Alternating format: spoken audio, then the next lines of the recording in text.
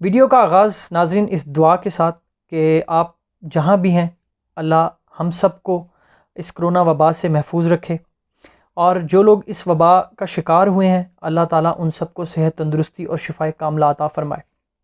नाज़रीन, एक छोटी सी दरख्वास्त है आपसे एक बार फिर कि हमारा यूट्यूब चैनल ब्रेकिंग टुडे उसे ज़रूर सब्सक्राइब करें और जो बेल आइकॉन है उसे भी प्रेस करें ताकि हमारी आने वाली वीडियोस आप तक पहुंचें, और अगर आपको वीडियो पसंद आए तो उसे ज़रूर शेयर भी करें और इसको लाइक भी करें।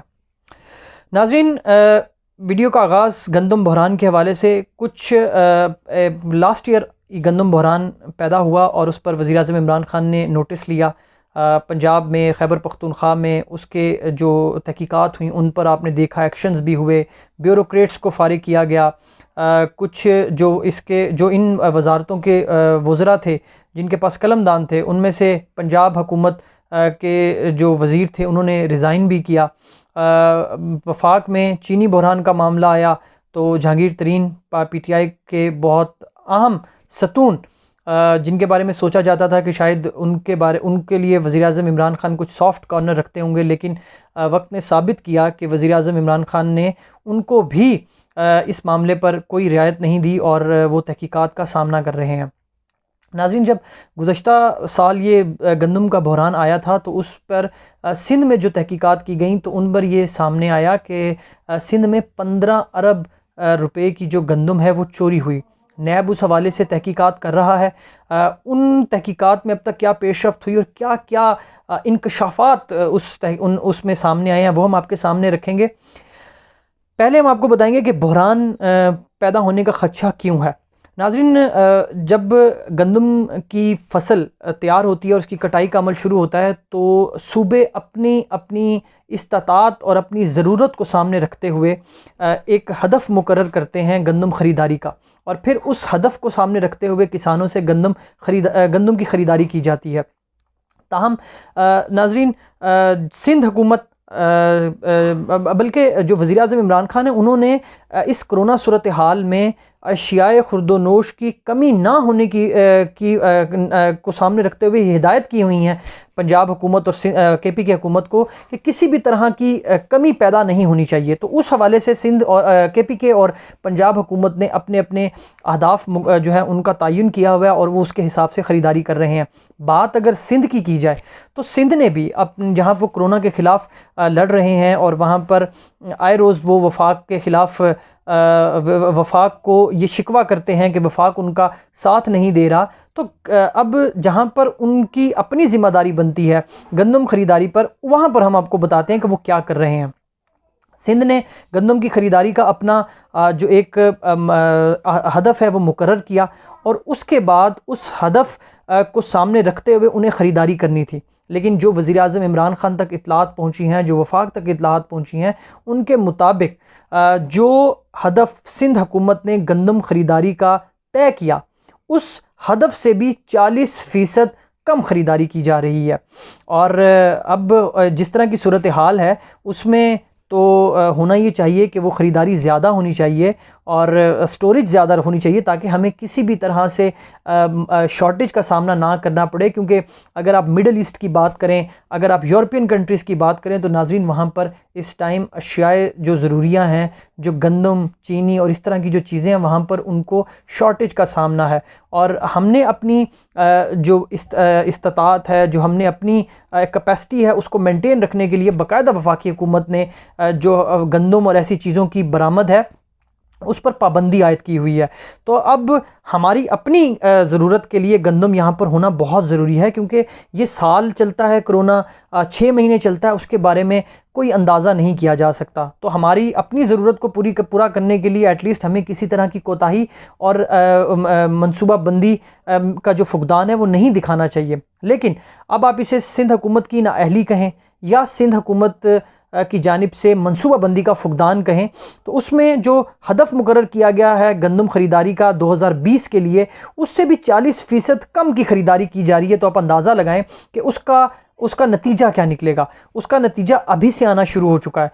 कराची और हैदराबाद में बाकायदा गंदम की आटे की मसनूई किल्लत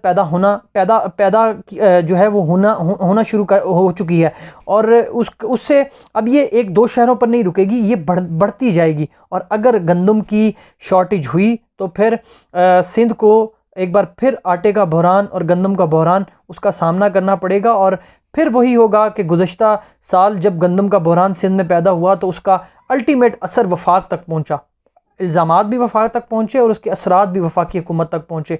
एक बार फिर जब सिंध ये नाअहली या मनसूबा बंदी का फुकदान दिखा रही है तो उसके असरात वफाक तक पहुँचने का ख़तरा है।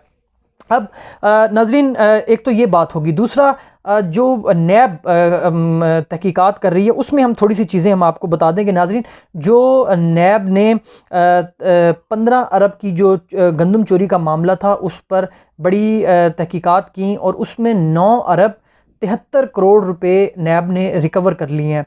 और इसके अलावा जो बाकी रकम बचती है उसकी रिकवरी के लिए मुख्तलिफ़ अदालतों में रेफरेंसेस दायर किए जा रहे हैं। इसके साथ नाज़रीन, जो तहकीकात की नैब ने उसमें जो प्राइम मिनिस्टर तक भी ये रिपोर्ट पहुंची और जो हमारे पास जो डॉक्यूमेंट्स आए उसमें बड़ी एक अफसोसनाक चीज़ सामने आई कि जो सिंध के 8 अज़ला हैं, 8 अज़ला, बड़े अज़ला सिंध के, जिनमें लाड़काना भी शामिल है, जो पीपल्स पार्टी का हब समझा जाता है, वहाँ पर 16,24,000 के करीब जो गंदम के थैले हैं वो गायब कर दिए गए। अब जो लोग काश्तकारी से वाबस्ता हैं या उसका थोड़ा सा उनको नॉलेज है, वो ये जानते होंगे कि किसान के लिए बारदाना या गंदम का थैला कितनी अहमियत का हामिल होता है और उसके लिए किसान कितना कितना इंतज़ार करते हैं। और उसकी अगर बात की जाए तो 16,24,000 जो गंदम के थैले थे वो गायब कर दिए गए 16 अज़ला से, जो सिंध के 8 अज़ला से गायब किए गए और तकरीबन 16 लाख के करीब ये, और 16,24,000 के करीब गंदम के थैले बनते हैं।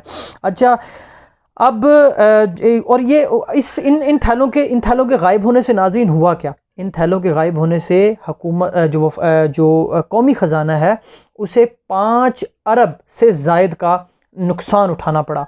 और नैब ने इसकी भी तहकीकात की और उसमें से तकरीबन 1 अरब 60 करोड़ रुपए नैब ने रिकवर कर लिए हैं और बाकी पैसों के लिए नैब जो है वो तहकीकात कर रहा है।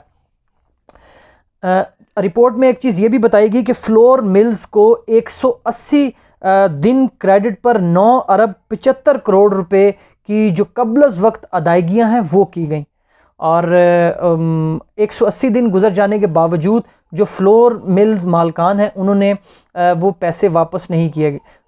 नैब ने उन पर भी तहकीकात की तो उन पर भी कार्रवाई भी की, तो उसमें 9 अरब 75 करोड़ रुपए जो हैं वो जिनकी अदायगियाँ कबलज़ वक्त की गई, उनमें से 8 अरब और 12 करोड़ रुपए वापस रिकवर कर लिए गए हैं।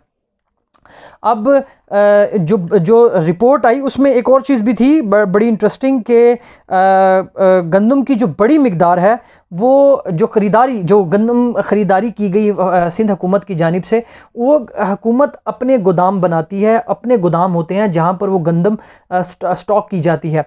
लेकिन जो ये रिपोर्ट आई उसमें ये पता चला कि बड़ी मिकदार में गंदम सिंध हुकूमत के गोदामों की बजाय फ्लोर मिल्स के गोदामों में मौजूद थी। अब यहाँ से अंदाज़ा कर सकते हैं कि उससे फिर सिंध जो फ्लोर मिल मालकान हैं उन्होंने किस तरह की मोनोपोली दिखाई होगी और किस तरह से उन्होंने ये जो मसनूई किल्लत और जो कीमत है आटे की उसको अपने हिसाब से उन्होंने सेट किया।